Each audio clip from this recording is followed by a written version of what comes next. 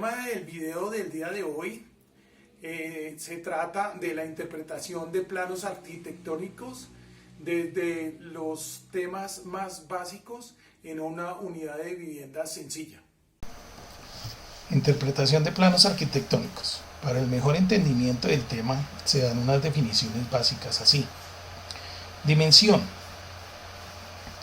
Es el valor de medida lineal para un objeto o un espacio. Se toma en este caso para los planos arquitectónicos con un metro, con un decámetro, y en casos de mayor extensión con topografía.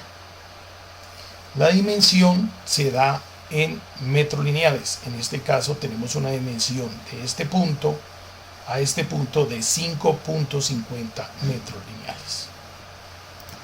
Otra dimensión muy importante es la de área, que es la unidad de medida para dar una dimensión de un espacio con la toma de dos dimensiones: la dimensión de largo por la dimensión del ancho. En este caso el largo serían 5.50 metros lineales y el ancho 3,30. Multiplicamos 330 por 550 y nos da 18.15 metros cuadrados. Entonces el área siempre la vamos a expresar en estos planos arquitectónicos en metros cuadrados. El siguiente concepto es el de volumen. Es la dimensión que se expresa en tres dimensiones, como son el largo, el ancho y el alto de un elemento.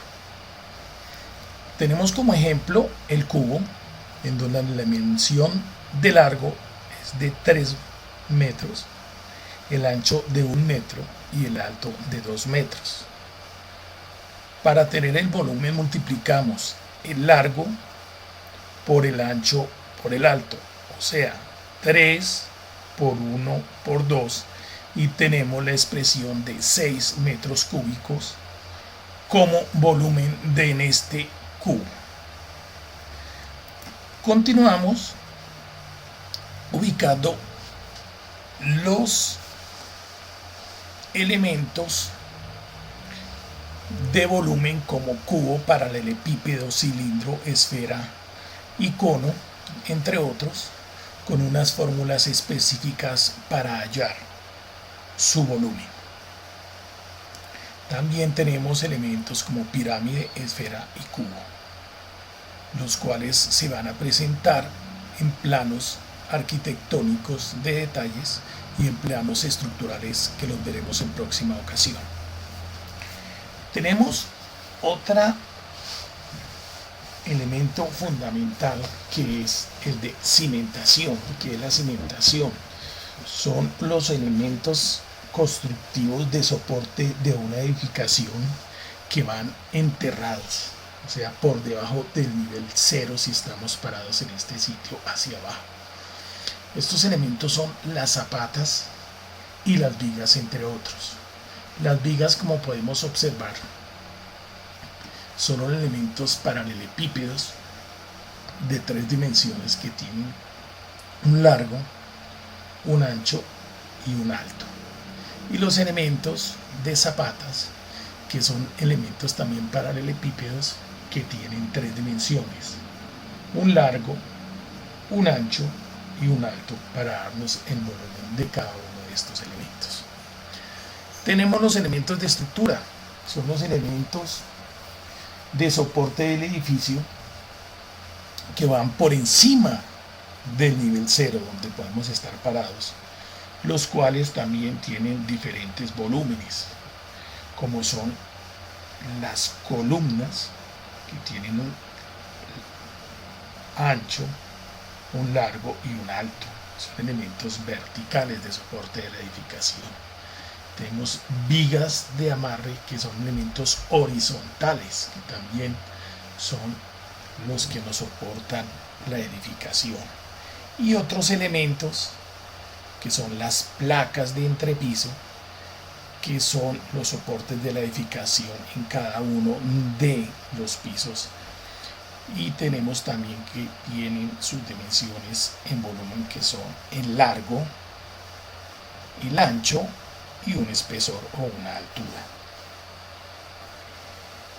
Dentro de los volúmenes vamos a observar cómo se determinan las vistas para ejecutar cada uno de los planos arquitectónicos. Tenemos un volumen como un elemento propiamente dicho, el cual podemos determinarlo por vistas o caras. Podemos observar la F, que nos va a determinar la vista frontal, que es el dibujo que vamos a ejecutar parados nosotros en este sitio y observando el perímetro de esta cara, como vemos el frontal. Entonces observamos una especie de U en este sector, que es el que coincide con este espacio, y en el fondo vemos un rectángulo para definir la vista frontal. La vista superior, entonces nos paramos como si estuviésemos viendo el elemento desde un avión y vemos su perímetro, o sea, el perímetro de este espacio, el cual lo dibujamos en esta forma y observamos cómo se vería desde la parte superior. El lateral derecho, como su nombre lo indica, nos colocamos en el sector derecho y observamos una especie de L invertida en el lateral derecho, que es lo que estamos dibujando y observando acá, y en el fondo vemos un rectángulo pequeño y un rectángulo grande, que son el rectángulo pequeño y el rectángulo grande. Entonces ya tendríamos el lateral derecho. El lateral izquierdo lo veríamos por este costado, donde veríamos básicamente un cuadrado y unos elementos en invisibles que serían los elementos que no podemos ver a simple vista desde ese punto y que se hacen las prolongaciones respectivas de estas líneas. En la parte posterior observaríamos un rectángulo y las mismas líneas invisibles que se observarían en esta cara. Esta sería la forma como debemos observar siempre que iniciemos a hacer los planos arquitectónicos y podernos dar una idea clara y concisa de qué contiene cada una de estas vistas. Vamos a tratar el tema de los elementos que constituyen un plano. En primer lugar, los elementos constituyentes de un plano son el área donde se va a dibujar físicamente el plano que vamos a ejecutar, que consta de un sitio donde viene el membrete, que es donde viene la información específica del proyecto, y un sitio o una área de trabajo donde se van a ubicar las diferentes planetas arquitectónicas del proyecto en mención.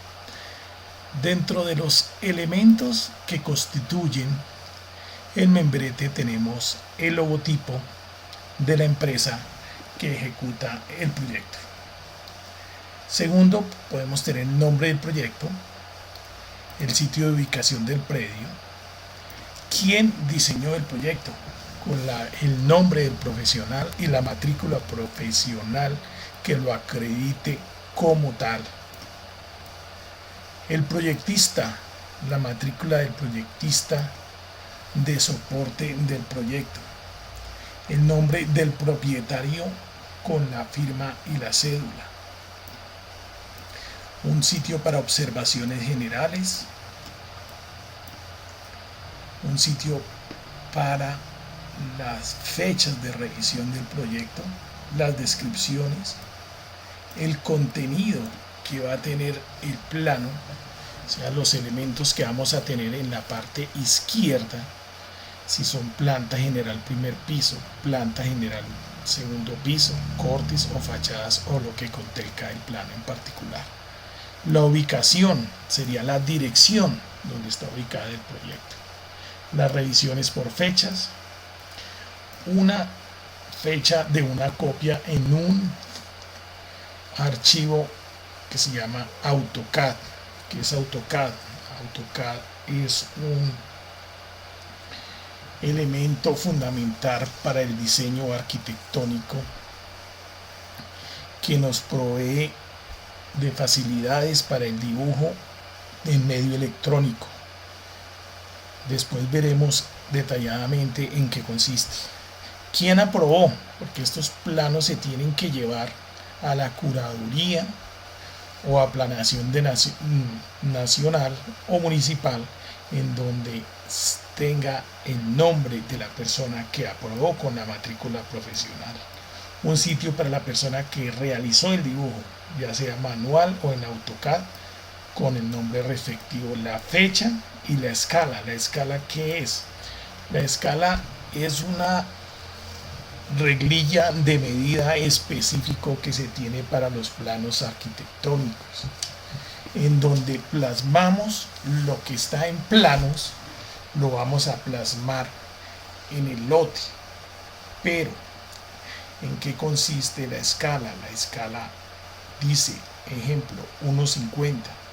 Por cada metro que nos da la escala es 50 veces más grande de lo que está en el plano al terreno. Después tendremos una explicación específica del manejo de las escalas. Y aquí por último vendría el número del plano. Si son 10 planos, entonces 10 planos de 1, 10 de 2, 10 de 3, 10 de 4, 10 de 5, 10 de 6, 10 de 7, 10 de 8, 10 de 9 y 10 de 10. Y en el costado izquierdo, como les comentaba, viene ya lo que son las plantas específicas del proyecto. Tendríamos en este caso una planta principal de una zona de administración, una fachada principal y una fachada posterior, que estos serían los datos que se dejan en el membrete del lado derecho.